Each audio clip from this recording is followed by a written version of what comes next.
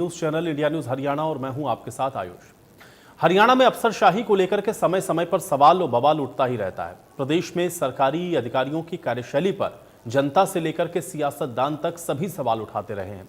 कभी लोगों के काम में देरी तो कभी काम के लिए लोगों को चक्कर कटवाने पर मजबूर करना सरकारी विभाग के लिए कोई नई बात नहीं है, लेकिन इसमें बड़ी बात तब हो जाती है जब ये सरकारी अधिकारी जनप्रतिनिधियों की बातों को भी नहीं सुनते।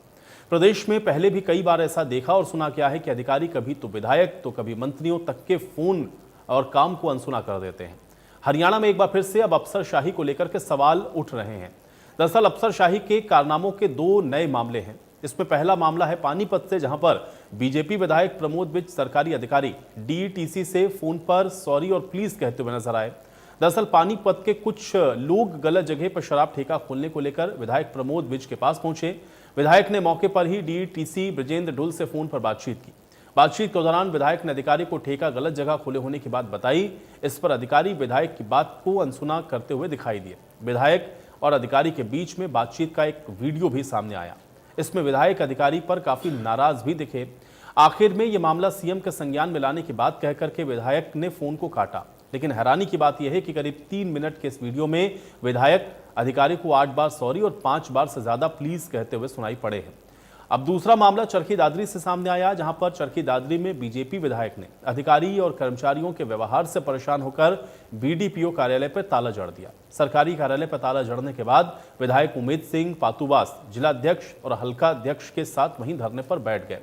दरअसल बाढ़ा विधायक उमेद सिंह पातुवास आयुष्मान कार्ड से संबंधित एक कार्यक्रम के लिए बीडीपीओ कार्यालय पहुंचे थे। इस दौरान खंड के कई गांवों के सरपंच भी उनके साथ मौजूद थे। उन्होंने ये बताया कि बैठने के लिए कमरा खुलवाने के लिए एससीडीपीओ को बोला भी गया, तो उन्होंने ये कहा कि उनके पास इसकी चाबी नहीं है, बीडीपीओ के पास इसकी चाबी है। उसके बाद विधायक ने बीडीपीओ के पास कॉल किया तो उन्होंने कहा कि सॉरी, वो कमरा नहीं खोल सकते। अधिकारियों के अब इस व्यवहार से खफा विधायक ने कर्मचारियों को बाहर करके बीडीपीओ कार्यालय पर ताला जड़ दिया और फिर जिलाध्यक्ष और हल्का अध्यक्ष सहित दूसरे पदाधिकारियों के साथ वहीं पर बैठ गए। विधायक ने यह भी कहा कि डीसी को फोन करके इस मामले से अवगत करवा दिया गया है और सीएम अभी मीटिंग में है, उनको भी इससे अवगत करवाएंगे। अब ऐसे में अधिकारी ये काबिल नहीं है और इनको यहां से सस्पेंड किया ही जाना चाहिए।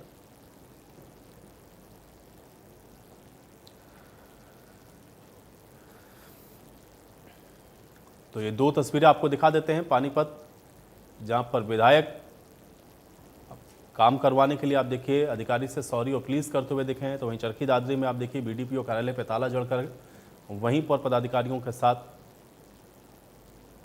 विधायक बैठ गए। तब विधायक की जब बात नहीं सुन रहे हैं तब आप अंदाज़ा लगा सकते हैं कि आम जनता की बात ये अधिकारी कैसे सुनते होंगे। ये एक बड़ा प्रश्न है। और अधिकारी अगर जनता की बातों को नहीं सुनेंगे तो फिर जो जनता के हित के काम हैं वो कैसे होंगे, ये एक बड़ा प्रश्न है। क्योंकि लगातार ये कहा जाता है कि अधिकारियों को ये निर्देश हैं कि वो जनता की समस्याओं का समाधान करें, लेकिन इस तरह की परिस्थितियाँ अगर हैं और इस तरह की तस्वीरें अगर आ रही हैं तो ये अपने आप में सोचने को मजबूर करता है कि क्या अफसरशाही बेलगाम हो रही है, क्या उनको विधायक या मंत्रियों के जो काम हैं उनको अनसुना करने में भी किसी तरह का कोई गुरेज नहीं है। ये बहुत सारे सवाल हैं जो कि अफसरशाही को लेकर के खड़े हो रहे हैं। की डिमांड जो है बिल्कुल जायज़ है, कहीं भी वो जनता गलत नहीं है। ऐसी जगह पे ठेका खोलना जहाँ पे इतनी सड़कें मिलती हैं, आप उस एरिया को जानते हो, मेरे ख्याल लाखों लोग राह से रोज निकलते हैं, छोटे बड़े बच्चे, आसपास स्कूल भी है, तो वो उचित स्थान नहीं है। तो इन्होंने विरोध किया और मैं समझता हूँ कि विरोध जायज़ है। तो मैंने डीटी साहब से बात की तो मुझे थोड़ी सी एक बात की हैरानगी हुई जब उन्होंने ये कहा कि प्रमोद जी हमने इसके डॉक्यूमेंट मंगवाए थे, वो आज़ाद नगर के हैं, राजनगर के डॉक्यूमेंट है वो आज़ाद नगर का ठेका। तो मैंने कहा आप मौका जाके देख सकते हैं कि आज मौके पे कहाँ पे है ठेका, और अगर आपको दुविधा है कि ये राजनगर है या आज़ाद नगर है तो निगम से बेहतर तो कोई नहीं है। कारपोरेशन कैन वेरीफाई कि ठेका इस टाइम राजनगर में खुला हुआ है या आज़ाद नगर में खुला हुआ है। मौके पे ठेका है और वो आज़ाद नगर में है, मैं इसको कंफर्म कर रहा हूँ। मैंने डीसी साहब से बात की, उनको मैंने अपनी चिंता बताई है। मैं उम्मीद करता हूँ कि मंडे को डीसी साहब पानीपत में आएंगे, पर लॉक करने से रेवेन्यू लॉस जो होगा वो किसी अधिकारी पे डाल देगा, वो टेक्निकली पॉसिबल नहीं है। तो इसलिए जनता को थोड़ी सी वेट करनी पड़ेगी। जनता मान भी गई है इस बात को कि डॉक्यूमेंटेशन में कमी है, जो ठेकेदार ने गलत डॉक्यूमेंट यूज़ किए हैं, तो इसीलिए उसका ठेका ये कैंसिल होके इसको बदला जाएगा। आयुष्मान कार्ड जो सरकार की तरफ से बनने हैं, भारतीय जनता पार्टी की तरफ से बनने हैं, उसके लिए यहाँ एक कैंप का आयोजन किया गया था। और बाडडा विधानसभा है तो बाडडा गांव से इसकी शुरुआत की गई थी। उसी मौके पर बहुत से गांव के सरपंच यहाँ मेरे पास इस वीडियो ब्लॉग की शिकायत लेके पहुंचे हैं और फिर मैंने खुद अपनी आंखों से देखा है। यहाँ पे एक SCPO अशोक कुमार, जब मैं उसका बर्ताव जनता के साथ देख रहा था तो मैं हैरान था कि इस तरह के कर्मचारी अधिकारी भी यहाँ उपस्थित हैं। और एक कमरा सरपंच एसोसिएशन के प्रधान जब कभी यहाँ बैठते हैं, सरपंच उनके पास समस्याएं लेके आते हैं, उसको लॉक किया गया है। जब मैंने उनसे पूछा उनकी चाबी कहाँ है तो उनका जवाब था कि BDPO मैडम को पता है, मुझे नहीं पता। जब मैंने BDPO मैडम से बात की और मैंने कहा कमरा खुलवाइए तो BDPO मैडम का जवाब ये था कि सॉरी सर, ये मैं नहीं खोल सकता।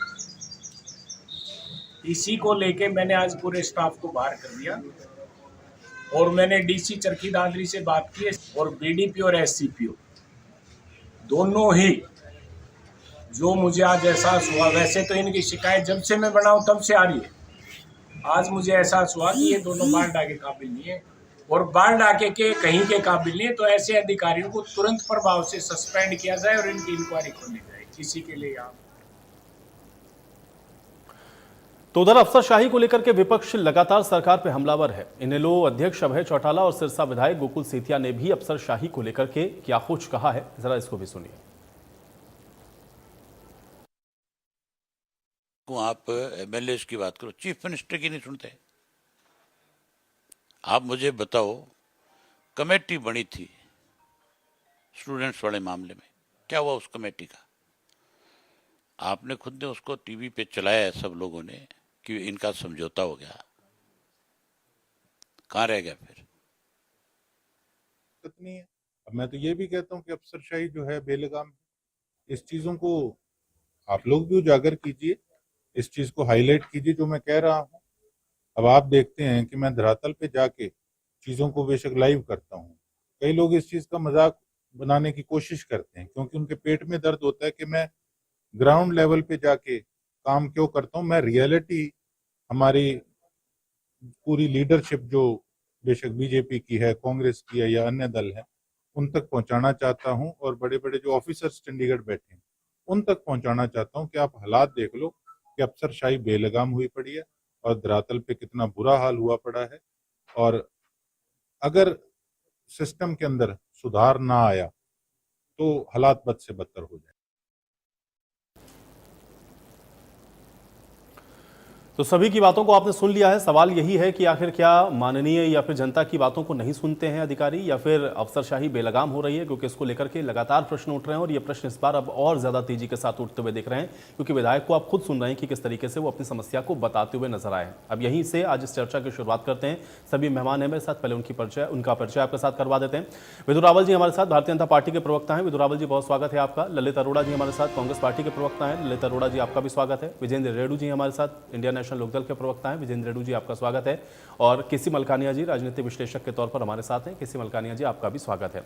विधु जी आपसे शुरुआत करूंगा चर्चा की, क्योंकि लगातार अफसरशाही को लेकर के प्रश्न उठ रहे हैं। हालांकि विपक्ष पहले भी इसको लेकर के प्रश्न उठाता था, लेकिन अब विधायक खुद ही कह रहे हैं कि उनकी बातों को अधिकारी सुन नहीं रहे हैं, या फिर अगर वो ऐसा नहीं करेंगे तो फिर वो मुख्यमंत्री तक इस बात को लेकर के जाएंगे। विपक्ष का तो ये भी कहना है कि मुख्यमंत्री की बात को भी अधिकारी नहीं मानते। क्या अफसरशाही बेलगाम हो गई है विधु रावल जी?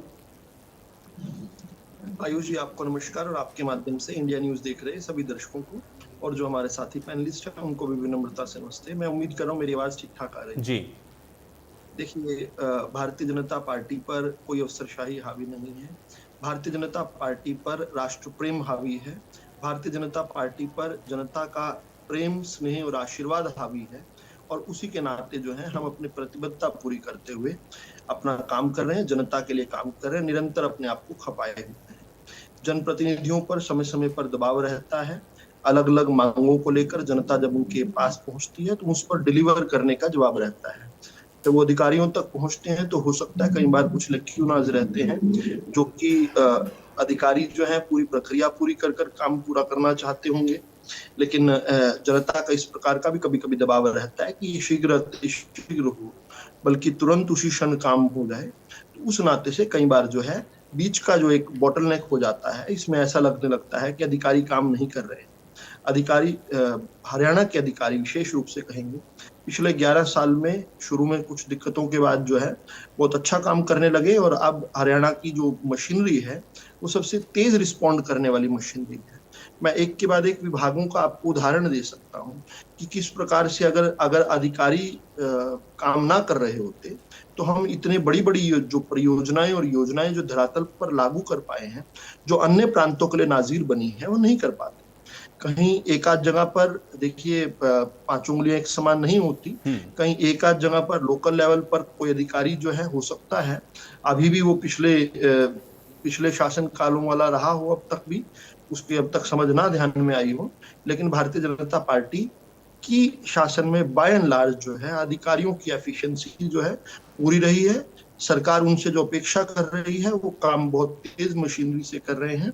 जनप्रतिनिधियों का भी जो है एक जिम्मेदारी रहती है, जहां पर कोई काम रह गया है उस काम को पूरा करना, बीच के जो स्टॉक गैप है उसको भरना।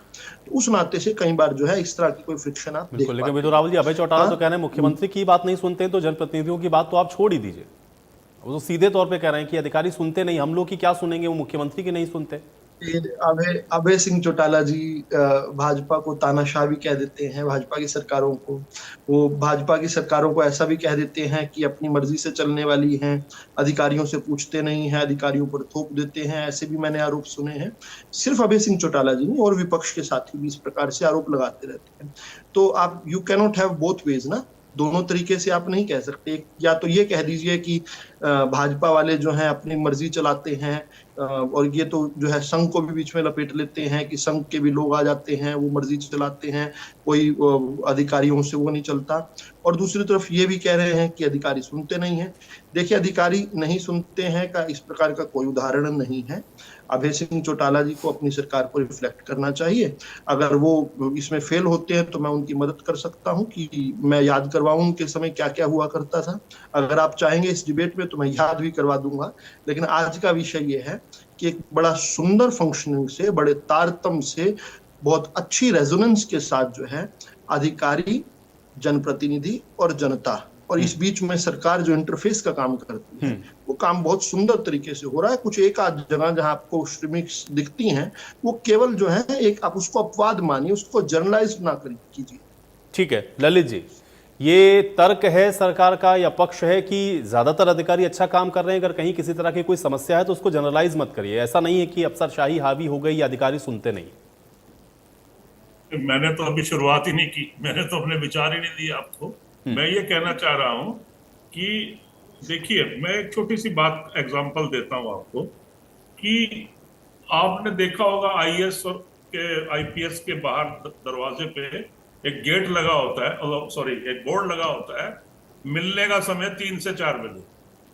ठीक है, यानी मैं बड़ा हैरान होता हूं कि अगर वो कहने को इसमें कई तरह दिए से सारा दिन थोड़ी पब्लिक को मिलेंगे, लेकिन मैं बड़ा हैरान, 1970 में लगभग लास्ट आईएएस चला गया था छोड़ के, और आईएएस लॉबी या आईएएस अधिकारी, आईपीएस अधिकारी, इंडियन रेवेन्यू सर्विस के अधिकारी, ये भारतीय उस पे एग्जीक्यूटिव पे हावी हो गए। हावी इन द सेंस के देखिए, ये जो है पब्लिक गवर्नमेंट सर्वेंट है। पहले होता था वो भारतीय दंड संहिता की धारा 21 में ये गवर्नमेंट सर्वेंट कहे जाते थे, और जो हमारे एमपी एमएलए हैं ये पब्लिक सर्वेंट है। ऐसा आपस में ये विन्यास किया जाता था। तो पहले क्या होता था कि गोपनीय रिपोर्ट आज भी अपने जिले के अधिकारियों की डिप्टी कमिश्नर लिखता है, चाहे वो एसपी भी हो। अब गोपनीय रिपोर्ट जिसने लिखनी है, पूरा अमला उसी की बात मानेगा, क्योंकि उन्होंने एनुअल सीआर लिखनी है और उसमें जो भी वो लिखेंगे। अच्छा, और भी बहुत सी चीजें हैं जो डिप्टी कमिश्नर कर सकता है एज डिस्ट्रिक्ट मजिस्ट्रेट आल्सो। तो वो अधिकारी जैसा डिप्टी कमिश्नर होगा, जो उसका जिस तरफ झुकाव होगा, वैसे ही बाकी अधिकारी करते। पहली बात तो ये। अच्छा, अब ये है कि सांसद और विधायक तो मंत्री नहीं है ना, तो उनके पास कोई कार्यकारी शक्ति नहीं होती जो कि डिप्टी कमिश्नर के पास या मिनिस्टर के पास होती है।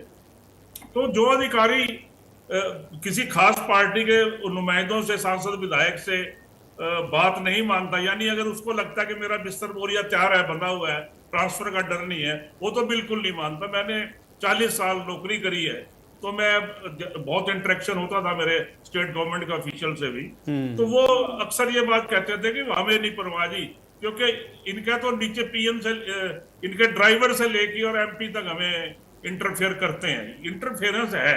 आप अगर आप मतलब हम ये कहें कि चाहे किसी की भी सरकार हो, तो उनके जो भी पदाधिकारी हैं या निचले लेवल के भी लोग हैं, वो अप्रोच करते हैं डिप्टी कमिश्नर के लेवल तक जितने अधिकारी होते हैं। वो अलग बात है कि उनकी मानता, पहले तो विधायक का नोट की बड़ी वैल्यू होती थी, एक नोट चढ़ा दिया और वो मानना पड़ता था। अब ये जो है काम करने का तरीका काफी बदल चुका है, क्योंकि जैसे ट्रांसफर का एक पोर्टल बन गया या और भी बहुत सी चीजें हैं, तो ट्रांसपेरेंसी जब किसी, मेरे को ये कहने में कोई हर्जा नहीं है कि अगर प्रॉपरली काम किया जाए पोर्टल पे इस तरह से, तो वहां पे अफसरशाही पर हावी नहीं हो सकती। फिर तो जो नियम कानून है उसके मुताबिक से वो नहीं, लेकिन ललित जी क्या, क्योंकि विपक्ष तो ये कहता है कि भाई बेलगाम है अफसरशाही, या वो सुनते नहीं, क्या ये आपको लगता है कि है इस तरह की स्थिति, या ये राजनीतिक एक बयान है? मैं ये कह रहा हूं कि प्रतिनिधि जो है ना, एमएलए एमपी, ये होता है जनता को जवाब दे। तो जब वो जनता उसके पास में आती है, तो वो क्या करते हैं, उसी समय फोन मिला देते हैं, या तो वो नोट करके रख ले तो बात समझ में आती है, वो तुरंत फोन मिलाते हैं और ऑन द स्पॉट उसका डिसीजन चाहते हैं। अब यहाँ पे क्या है कि मैं कई जगह देखता हूं, ब्यूरोक्रेसी परमानेंट है, एमपी एमएलए टेम्परेरी हैं, ये इनके दिमाग में अफसरों के है। तो मैं तो एक बात कहूंगा कि बेलगाम तो होते हैं ये।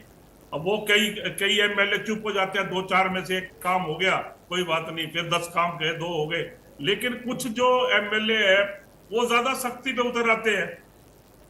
ब्यूरोक्रेट्स इनकी सारी बात मानेंगे ये कहीं भी नहीं लिखा है, और ना ही वो मानते हैं। अच्छा, अब क्या है, इवन एमएलए एमपी को जो 5 करोड़ या जितना भी फंड मिलता है, वो भी डिप्टी कमिश्नर या एरिया उनके अफसरों के थ्रू ही प्रोजेक्ट जाना है उनको। वो ये नहीं कि उन्होंने ऑर्डर कर दिया तो चेक कट के चला जाएगा, ऐसा भी नहीं है। तो ये देखो, किताबी बातें बहुत हैं, किताबी बात करने का टाइम नहीं है। मैं तो ये चाहता हूं कि जो ऐसे मामले हैं इनके लिए एक नोडल अफसर हो, और जो है ना privilege committee of the house है, उसको ये सारे मामले जाने चाहिए। क्योंकि अगर आप एमएलए की बात नहीं मानोगे, वो कोई आपसे ये तो नहीं कह रहा कि आप 5 करोड़ रुपए ट्रेजरी में से निकाल के मुझे दे दो। वो क्या कहता होगा, छोटे मोटे काम होंगे पब्लिक के, तो वो ये जो भी ब्यूरोक्रेट है वो ये तो कह सकता है ना, सर मैं 3 दिन में 4 दिन में दिखवाता हूँ इसको, या आप मेरे पास एप्लीकेशन भिजवा दीजिए। वो यूं भी नहीं करते, वो कहते हैं नहीं जी हम नहीं कर सकते। मतलब यहाँ पे क्या है कि कम्युनिकेशन गैप इतना ज्यादा हो चुका है, जिसको हम क्या कह रहे हैं कि ब्यूरोक्रेसी बेलगाम हो गई है, और अब उनके ऊपर एक्शन भी कोई एमपी एमएलए नहीं ले सकता। वो सीधा रिकमेंड कर देगा गवर्नमेंट को, अब गवर्नमेंट की मर्जी है, वो फिर चीफ सेक्रेटरी को मार्क करेगी। तो चीफ सेक्रेटरी कभी भी अपने आईपीएस को इस तरह से एक्शन डिपार्टमेंटल नहीं लेता, सिर्फ ट्रांसफर कर देगा इतना ही है, या छुट्टी पे भेज दिया अधिक से अधिक।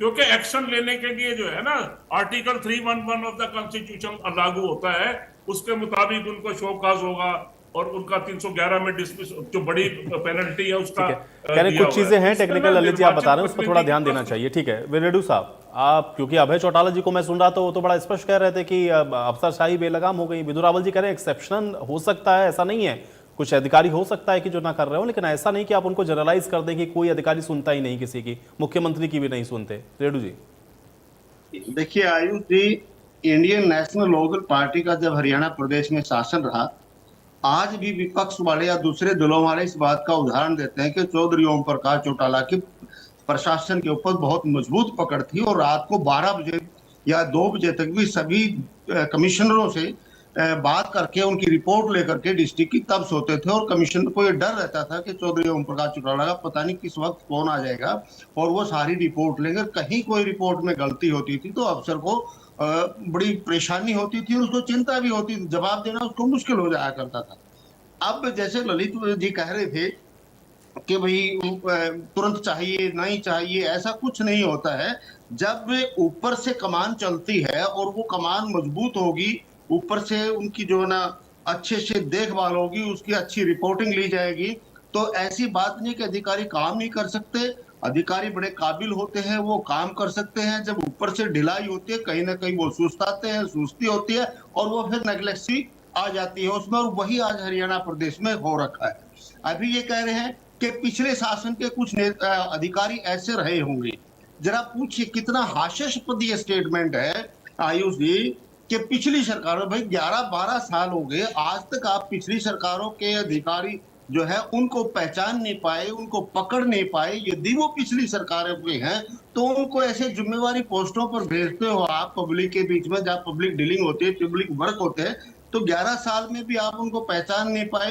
तो ये भी आपकी एक फेलोर है सीए सरकार की, और सरकार उनको ना पकड़ पाई, ये इसकी अयोग्यता ही मैं तो कहूंगा। भाई ऐसा क्यों हुआ? अगर मान लो वो है भी तो आपको पकड़ने चाहिए थे, उनको ऐसी जगह पर नहीं भेजना चाहिए था। और ऐसी बात नहीं है आयुष जी, विधायक जो है, विधायक हो मंत्री हो, उनको भी पता है कि कौन सा काम जायज है, कौन सा नाजायज है, कौन सा काम कितने दिनों में होने का है, किसका प्रोसेस कितना लंबा होता है, सबको पता होता है। ऐसा कोई विधायक, ऐसा कोई मंत्री, ऐसा कोई जनप्रतिनिधि नहीं होगा जिसको प्रोसेस का नहीं पता हो सकता है 19-21 हो जाता है, अदरवाइज तो सबको पता होता है। और नहीं तो लेकिन रेणु साहब, एक बात तो आपने कही ना कि भाई अधिकारी अगर चाहें तो वो काम कर लेते हैं, और अधिकारी बहुत अच्छे भी हैं प्रदेश के अंदर, तो इसको जनरलाइज क्यों कर रहे हैं? ये बात तो ठीक है, इससे तो कोई इनकार नहीं कर रहा कि कुछ अधिकारी ऐसे हो सकते हैं जो हो सकता है कि काम ना कर रहे हो या उनके अंदर वो संजीदगी ना हो, उनको तो आइडेंटिफाई कर लेंगे। लेकिन ऐसा नहीं है कि कोई अधिकारी सुनता ही नहीं। जैसे अभय चौटाला जी ने कह दिया कि अधिकारी तो मुख्यमंत्री की बात भी नहीं सुनते, तो इसका क्या आधार क्या है रेणु साहब? ये क्यों लगता है अभय चौटाला जी को? स्वयं इनकी पार्टी के विधायक कर रहे हैं, वो खुद कह रहे हैं, हम तो कह रहे थे, अब तो सरकार के विधायकों ने भी कहना शुरू कर दिया। कितने समय पहले से अनिल विज ने कितने पुलिस अधिकारियों के ऊपर कहा था मैं 300-400 को इकट्ठा सस्पेंड करने का काम करूंगा, ये मेरा कहना नहीं मानते हैं। मेडिकल वाले डॉक्टर मेरा कहना नहीं मानते हैं। और अब ये जो नए आए, चाहे पानीपत वाले प्रमोद विज है, चाहे उमेश सिंह बातुवाश है, चाहे गोकुल शेतिया की बात, ये तो सरकार के, जो गोकुल शेतिया कितनी मुख्यमंत्री की प्रशंसा करता था, बड़ाई करता था, आज वही उस बात को उठा रहे हैं कि भाई ये प्रशासन की पकड़ नहीं है, प्रशासन पर पकड़ नहीं है। खुद सरकार जब ये कहने लग जाती है कि प्रशासन पर पकड़ कमजोर है, अधिकारी हमारा कहना नहीं मानते, तो इसका मतलब प्रशासन के ऊपर सरकार पूर्ण रूप से फेल हो चुकी है और प्रशासनिक अधिकारी उनके पकड़ में नहीं है और उनकी योग्यता नहीं है कि वो उनको अपने अनुसार चला सके और जनता की भलाई के काम करवा सके। निश्चित तौर पर आज जो है अधिकारी इनके कंट्रोल में नहीं है। गैंगस्टर के लिए ले लीजिए आप, मुख्यमंत्री जी ने कुछ दिन पहले घोषणा की थी कि या तो हरियाणा छोड़ दो और या तो फिर ये जो ना अपराध छोड़ दो, लेकिन देखिए 60 दिन में ही 29 वारदातें हरियाणा प्रदेश में हुई है, जिसमें से 18 वारदातों के जो दोषी है वो आज भी खुलेआम घूम रहे हैं, वो पकड़े नहीं गए। सिरसा में नशा के विरोध में गांव वालों ने जाम लगा रखा है कि यहाँ नशा की इतना ज्यादा बढ़ गया है कि गांव में रहना मुश्किल हो गया है। क्राइम की ले लो, करप्शन की ले लो, कहीं पेपर लीक आउट, कहाँ कंट्रोल, कौन सी सेक्टर में कंट्रोल है सरकार का? किसी भी चलिए, आप कह रहे हैं कि अधिकारियों पे कोई कंट्रोल नहीं है। ठीक है, चलिए विदुर रावल जी। देखिए, मेरे दोनों वरिष्ठ जो प्रतिभागी हैं, साथी हैं, बड़े हैं, उन्होंने जो बातें कही उनमें कुछ मेरिट्स हैं, लेकिन उनकी जो इंटरप्रिटेशंस हैं अपनी खुद की आइडियोलॉजी पर, वो पूरी ठीक नहीं है। देखिए, मैं लगभग 100% तौर पर सहमत हूँ कि आप जो कांग्रेस के प्रवक्ता साहब हैं उन्होंने बिल्कुल ठीक कहा कि आप ट्रांसपेरेंसी लाकर जो है ये जो लैक्यूनाज हैं, ये जो बॉटलनेक्स हैं, ये जो टाइम लैग्स हैं, इसको दूर कर सकते हैं।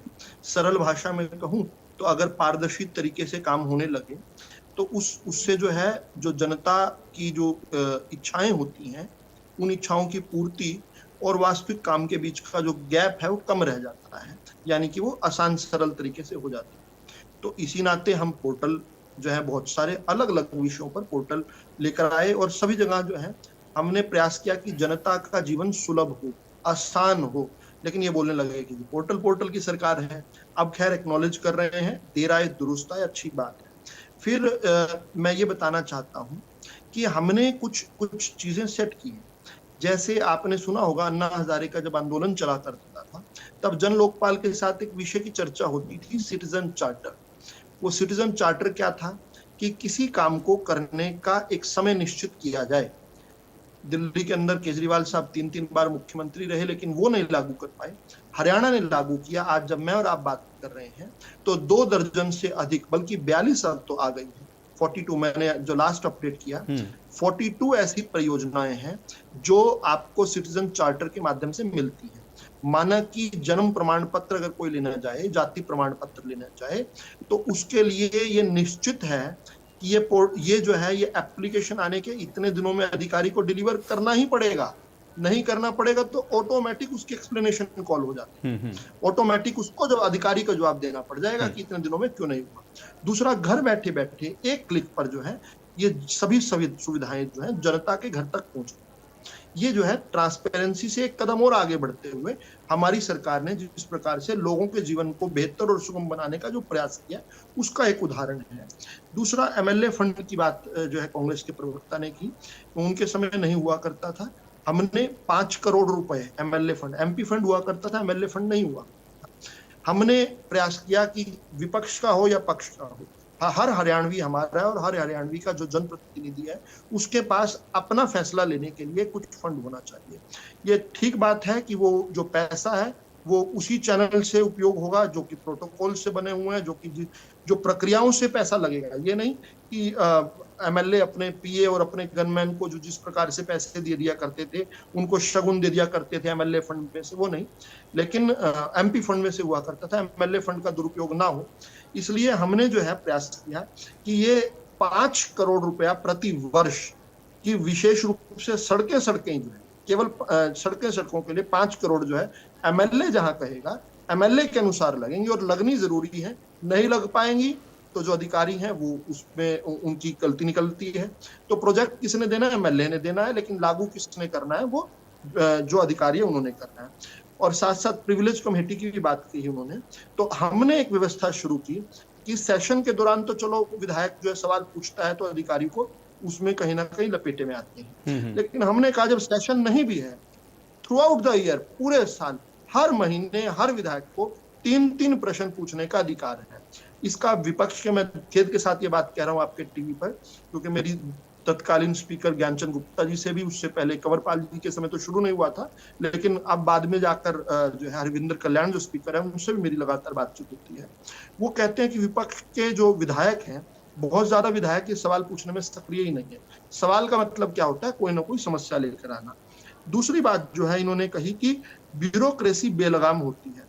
देखिए, वो 3 से 4 बजे वाला जो बोर्ड बताया कांग्रेस के प्रवक्ता ने, गुजरे जमाने की बात थी। आज जो भारतीय जनता पार्टी की सरकार है, इस सरकार में हमने ये नियम बनाया है कि 10 से 12 बजे हर रोज हर जिला मुख्यालय पर जन समाधान शिविर रहता है, जिसमें सभी वरिष्ठ अधिकारी, अगर एसपी नहीं है तो अपनी जगह वो डेजिग्नेट करते हैं डीएसपी को, जो वहां पर रहकर सुनते हैं। डीसी हैं, जो नगर पालिका नगर निगम के लोग हैं, वो सब लोग जो है हर विभाग का जो सीनियर मोस्ट अधिकारी होता है, मसलन की हरियाणा रोडवेज का अगर जीएम नहीं है तो ट्रैफिक मैनेजर वहां आएगा, वैसे जीएम का आना होता है। और खुद सीएम साहब जो है इनके साथ जो है वीसी के जरिए जो है जुड़ते हैं। तो विदुर रावल जी, आपको क्या लगता है कि ये राजनीतिक केवल आरोप है? देखिए, सत्ता के से कुछ तो सवाल करने पड़ेंगे। जब इतना सुंदर काम कर रहे हैं तो कोई ना कोई तो चांद में दाग ढूंढना पड़ेगा। इस नाते से जबरदस्ती बनाया हुआ आरोप है जो हम पर चस्पाने की प्रयास कर रहे हैं, चस्पा नहीं पा रहे। रेणु साहब ने तो बहुत सारे, उन्होंने तो बताया इतने सारे विभाग हैं, कोई विभाग बता दीजिए जहां पर सही सिंक हो या सही तरीके से काम हो रहा हो। आपने क्या पूछा? एक बार सवाल दोबारा रिपीट। विजेंद्र रेड्डी जी कह रहे हैं कि कोई एक विभाग ऐसा बता दीजिए जहां पर अधिकारी और सारे लोग आपकी बात को सुनते हो या सही तरीके से वहां काम हो रहा हो। तो विभाग वाइज कर रहे हैं, कहीं कोई अधिकारी काम करने को तैयार नहीं, राजी नहीं। सभी विभाग, चाहे विभाग जो है हरियाणा रोडवेज हो, चाहे विभाग जो है हरियाणा पंचायती राज हो, चाहे हरियाणा जो है पब्लिक वर्क्स डिपार्टमेंट हो, जो पोर्टल के जरिए जो चलता है। एक और विषय जो है उठाया गया आपके दौरान, 2 छोटे-छोटे से विषय उठाए गए। एक तो कमिटेड ब्यूरोक्रेसी का उठाया गया, और ये कहा गया कि रात को फोन कर देते थे चौटाला साहब। वो चौटाला साहब रात को फोन करके, सिर्फ डीसी नहीं डरता था, पूरी डिस्ट्रिक्ट डरती थी उस समय कि रात को फोन कर कितना पैसा पहुंचा कितना नहीं। खैर, मैं उसको हल्का नहीं करता विषय को, कोई बात नहीं। देखिए, मैंने रोक लिया, विजेंद्र जी, मैंने रोक लिया खुद को कहने से।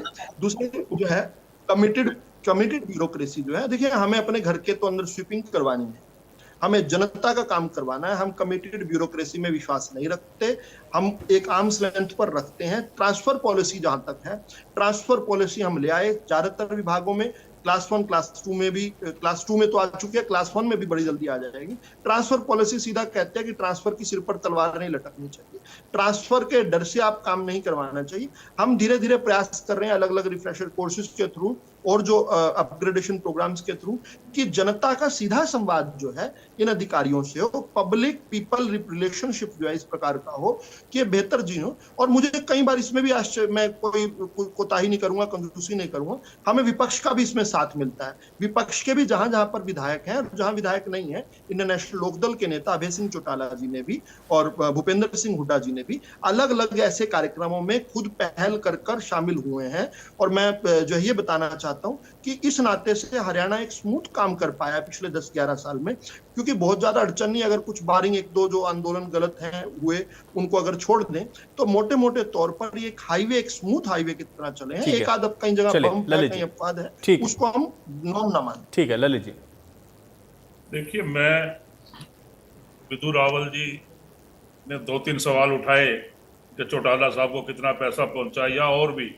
मैं ये कहना चाह रहा हूं कि ट्रांसफर का पावर पहले मैंने ये बोला एमएलए वगैरह के नोट पे होता था, तो उधर जाने से जो ब्यूरोक्रेसी है उसका डर खत्म हो गया।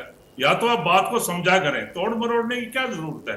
दूसरी चीज मैं ये कह रहा हूं कि नौकरशाही इशू तो ये है ना, आपने एक डिबेट का सब्जेक्ट सिलेक्ट किया तो कोई तो कारण रहा होगा क्यों सिलेक्ट किया। कुछ विधायकों ने ये आवाज उठाई जो भी तंत्र है उसके माध्यम से या मीडिया के माध्यम से कि भाई हमारी बात नहीं सुनी जाती। तो अब ये कोई कांग्रेस या लोकदल ने उठाया सवाल है?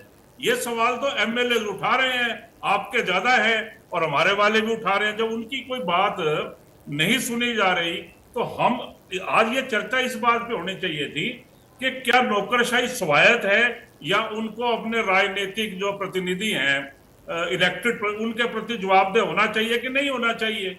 इस वजह से मैंने जो है प्रिविलेज कमेटी की बात करी। भाई आखिर उनकी बात जो है अगर डीसी ने नहीं सुनी या किसी और अधिकारी ने नहीं सुनी तो वो शिकायत किसको करेगा? मुख्यमंत्री को करेगा या चीफ सेक्रेटरी को करे या डिप्टी कमिश्नर को करे या डिविजनल कमिश्नर को करे। जो हियरार्की है उसमें जहां भी वो करे, अल्टीमेटली अगर उसका प्रिविलेज भंग हुआ है उस एमएलए या एमपी का, वो प्रिविलेज कमेटी को जाना चाहिए। मैंने तो सुझाव दिया, नहीं भेजना चाहते आप लोग तो मुझे क्या तकलीफ है। अभी भी जो मुख्यालय पे तैनात अधिकारी हैं, चलो बता दीजिए, उनको एडिशनल चार्ज किसने देते हो रोज? किसी के पास 4 विभाग है, किसी के पास 5 विभाग है, चाहे उसके पास टाइम है या नहीं है, उसने अपना वो प्रभार ले लिया, डबल बेनिफिट और अकोमोडेशन भी ले रहे हैं। और एक बात और है कि गृह जिले में भी काफी लोग लगे हुए, लिस्ट मंगा लीजिए। आप जो लिस्टें तैयार करते हैं भ्रष्ट अधिकारियों की या डाउटफुल इंटेग्रिटी की या इस तरह की, तो उन लोगों की लिस्टें बनती है, एक्शन तो होता नहीं है। सवाल ये है कि अगर एमएलए की बात डिस्ट्रिक्ट का प्रशासन नहीं सुन रहा है तो वो कहां जाएगा? जब उसकी नहीं सुनी जा रही तो उसने इशू बनाया, अब उस इशू को रिजोल्व कैसे करना है? सवाल तो ये है ना, क्योंकि नौकरशाही अगर हावी हो जाएगी तो जो आप एमएलए हैं विधु जी या मैं एमएलए हूं तो मैं अपने पब्लिक के प्रति हूं पूरे जिले की या पूरे कॉन्स्टिट्यूएंसी के लिए जवाब दे। तो उनके इश्यूज अगर मैं तुरंत रेज करूं और मेरी सुनवाई ना हो या पहले तो फोन ही नहीं उठाते, क्या आप नहीं जानते इस बात को कि भाई अगर कोई फोन करता है तो कोई अधिकारी जिसने ना सुनना हो फोन ही नहीं उठाता? रोज सुनते हैं भाई, 15 बार 20 बार तक हो जाता है, नहीं फोन उठाता। क्यों फोन उठाएगा? तो अब जैसे आप पानीपत का एग्जाम्पल ले लीजिए, प्रमोद बीज का, क्या डीटीसी को नहीं मालूम कि ये ठेका कहाँ खुला हुआ है? सबकी फोटो लगती है, बोली होती है एड्रेस, तो डीटीसी या तो फिर टूर नहीं करते बाहर या किसी बाहर के एरिया से आए हुए हैं और वहां रहते नहीं, स्टेशन लीव कर जाते हैं। अदरवाइज एक इंस्पेक्टर को भेज के 5 मिनट में पता लग जाएगा ये ठेका कहाँ पे है। इंस्पेक्टरों को तो सब कुछ पता होता है ना। तो मेरा ये कहना है कि हम इस बात को माने या ना माने कि ब्यूरोक्रेसी हावी है, लेकिन जब ब्यूरोक्रेसी नहीं मानती तो ये विचार दिमाग में आ जाता है कि क्या ब्यूरोक्रेसी को ज्यादा ढील दी हुई है, या क्योंकि फर्स्ट टाइम के सीएम है तो ये तो नहीं कि वो ओवर डिपेंडेंट है टॉप ब्यूरोक्रेट्स पे, या वो नीचे परकुलेट वैसे ही हो गया है। थोड़ा सख्ती विधु रावल जी करनी पड़ेगी। जनप्रतिनिधि किसी भी पार्टी का हो उसकी अपेक्षा होती है। और एडमिनिस्ट्रेशन का मतलब नहीं कि वो मालिक हो गए, पब्लिक सर्वेंट है वो या गवर्नमेंट सर्वेंट है, वो सरकार के नौकर है। और नौकर का काम मालिकों की तरह बिहेवियर करना नहीं होता, नौकरों में नौकर ही मालिक नहीं होता। तो सवाल ये है कि अगर वो नौकर है तो नौकरों की तरह बिहेव करे। हाँ, उनकी इज्जत मान मर्यादा होनी चाहिए, वो नियम से काम करे, लेकिन कई बार छोटी छोटी बातों पे वो अड़ जाते हैं, सुनते नहीं है। तो इसका मतलब टर्न अराउंड टाइम की आपने बात की, टैट जिसको बोलते हैं गवर्नमेंट डिपार्टमेंट में, या सिटीजन चार्टर की बात करी, कितने लोगों के पास सिटीजन चार्टर है, कितने सरकारी दफ्तरों के बाहर ये प्रिंट हुआ है या पेंट हुआ है। I beg to differ with you, ऐसा नहीं है। लो टर्न अराउंड टाइम जो है या सिटीजन चार्टर ये है 42 विभागों में आपने बताया, या जितने भी विभागों में है वहां इंप्लीमेंट नहीं हुआ है, तो जो जनता है उसको ये पता ही नहीं कि मेरा काम कितने टाइम में होना चाहिए। तो जैसे ही वो आदमी एप्लीकेशन देता है उसको तुरंत बता दिया जाए कोई राइटिंग में कि भाई आपका टर्न अराउंड टाइम इतना है, और अगर नहीं होता तो इस अधिकारी से बात करें। तो ये अगर आप इंप्रूवमेंट, आप ये हमेशा ले आते हो, उनके टाइम में ये था, इनके यार 11 साल से आप हो, हम तो आपसे पूछेंगे, और आप जो है वो बात करिए जो हम ठीक करने जा रहे हैं। आप फॉल्ट फाइंडिंग एटीट्यूड रखते हो, उससे क्या हासिल हो जाएगा? अच्छा मुझे बताओ, डिबेट ही डिरेल हो जाती है। फॉल्ट फाइटिंग से क्या कांग्रेस या जो INLD है, क्या ये क्या करेंगे? उस चीज को आज एड्रेस हो सकता है अगर वो थी भी, और नहीं थी तो आप गलत कह रहे हो, दोनों ही बातें हो सकती है ना। तो मैं ये कह रहा हूं कि हम क्यों ना इस तरफ बढ़े कि इसको हम इंप्रूव कैसे करें। क्या ये मैं ये कह रहा हूं, आप कह रहे हैं कि आपके जो सुझाव है उस पर विचार होना चाहिए। ठीक है रेडू साहब, ये राजनीतिक केवल आरोप है इस तरीके का जो कह दिया गया कि मुख्यमंत्री की बात अफसरशाही नहीं सुनती? नहीं आयुष जी, ये राजनीतिक आरोप नहीं है, ये धरातल का आरोप है। और ग्राउंड स्तर पर आप जाकर के देखोगे हर कार्यालय में इसी प्रकार का माहौल है। जनता को धक्के खाने पर मजबूर कर रखा है, जनता धक्के खाती रहती है, क्योंकि हमारे जो लॉ है, हमारा जो प्रोसेस ऑफ वर्किंग है वो इतना जटिल है, कॉम्प्लिकेटेड है कि अधिकारी चाहे तो उसको रोक ले और अधिकारी चाहे तो उसको कर दे। छोटी सी बात के लिए भी उसको रोक सकते हैं और छोटी सी बात को इग्नोर भी किया जा सकता है। बहुत सारी बातें ऐसी होती हैं कि उसमें यदि आपने सेवा दे दी तो वो दूर होगी, और सेवा नहीं दी तो वो अड़के खड़ी होगी, वो काम ही नहीं होता है।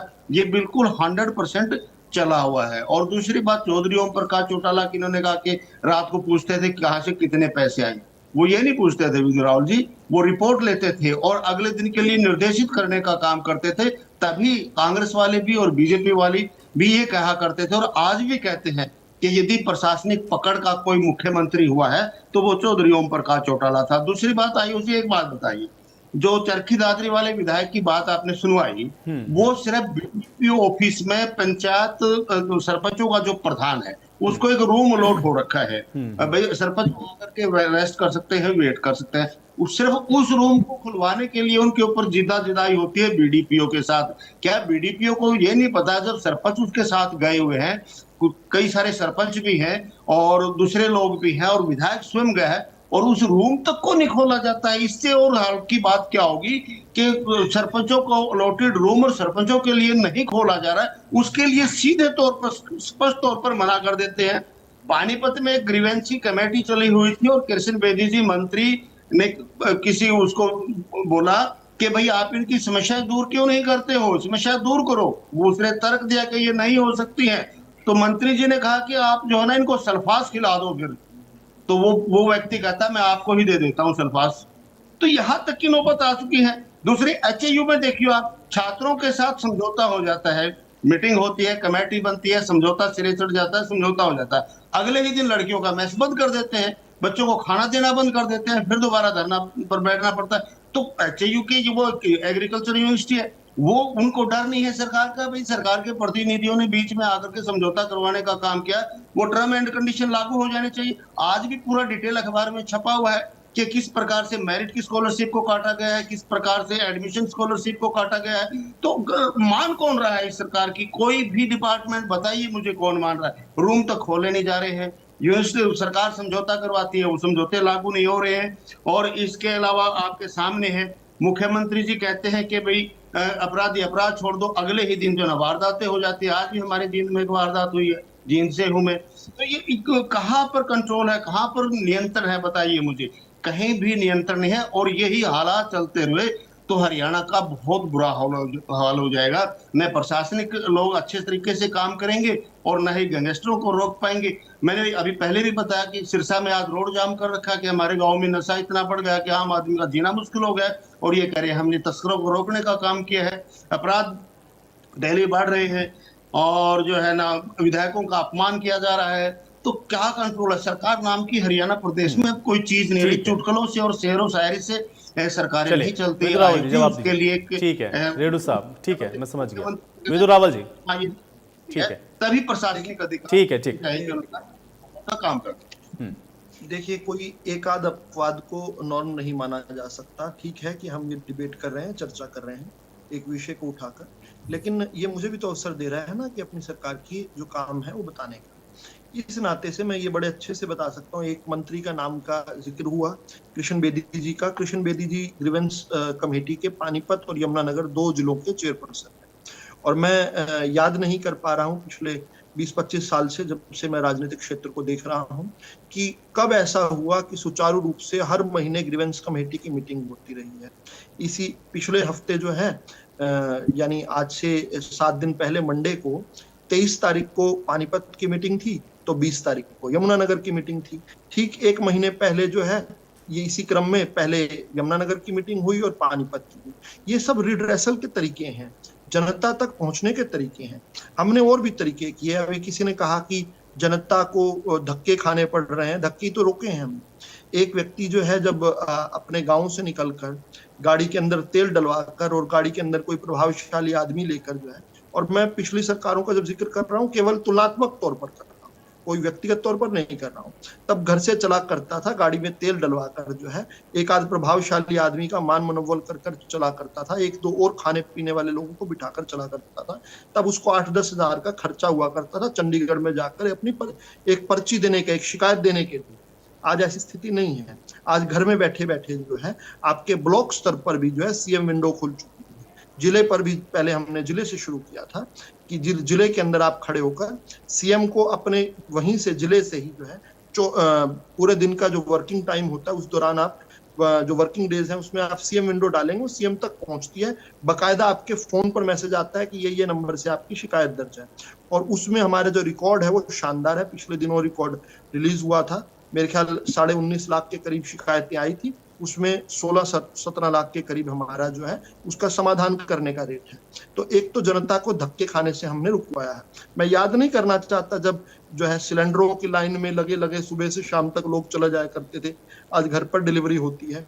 मैं याद नहीं करना चाहता कि 10-10 साल तक टेलीफोन नहीं लगा करते थे, 2-2 साल तक गैस के कनेक्शन, लेकिन उसमें समय में बदलाव आ चुका है।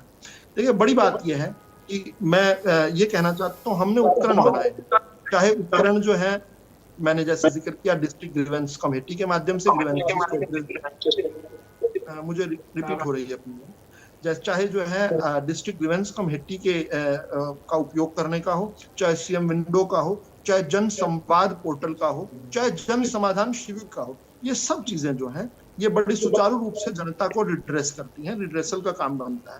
हमने किस प्रकार से हरियाणा का हैप्पीनेस इंडेक्स बढ़ाया है। अगर जनता के काम हो पा रहे हैं, सुलभ तरीके से हो रहे हैं, तभी तो हरियाणा का हैप्पीनेस इंडेक्स इस प्रकार से बढ़ा है कि हर नागरिक जो है खुशी और समृद्धि उनके जीवन में आ रही है। हमने सीएम गुड गवर्नेंस एसोसिएट्स बनाए, CMGGA, किस प्रकार से हमने सुशासन वर्ष के रूप में 2022 का बनाया।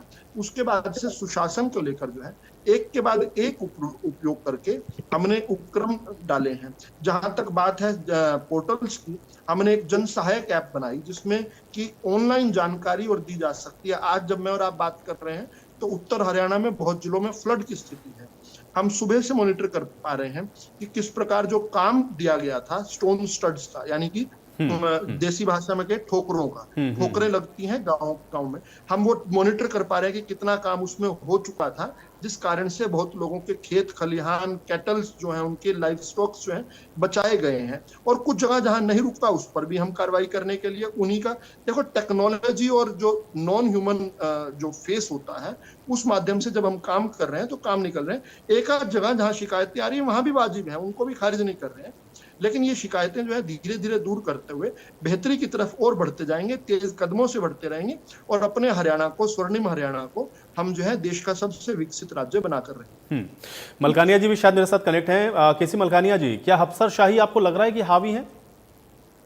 देखो, अफसरशाही जो ऐसा घोड़ा है जो बेल होता है, उसको कुशल जो घुड़सवार है उसे मार सकता है, चांटा भी मार सकता है। नहीं तो घोड़ा ऐसा है कहीं का कहीं ले जाता है और कई बार गिरा भी देता है। तो बहुत सारे मंत्री, मुख्यमंत्री ऐसे हुए जो इसके साथ, अफसरशाही के साथ तालमेल भी रखते हैं। ये जरूरी नहीं छांटे मारना पड़ता है। कई बार उनको कहा जाता है कि ये काम है, मुझे चाहिए, ये काम होना चाहिए, चाहे जैसे भी करो, ये प्रोग्रेस चाहिए, ये काम जो है ऐसे ऐसे होना चाहिए। तो इस प्रकार से अफसरशाही जो है उसको लगाम के साथ साथ प्यार से भी साधा जा सकता है। परंतु बहुत बार ऐसा होता है, कई बार हम छोटे मोटे ऐसे काम भी कराना पड़ते हैं जो जायज नहीं होते, जिन उनको जो अधिकारी इनकार कर देते हैं, तो कई बार तो उनकी मजबूरी भी होती है। परंतु अगर मंत्री या मुख्यमंत्री चाहे तो अपने पसंद के जो है अधिकारी है, कई बार रिटायरमेंट के बाद भी उनको एडजस्ट किया जाता है, उनसे काम लिया जाता है। उनको पता है कौन सा अधिकारी कैसे काम करता है और कैसे काम लिया जाता है।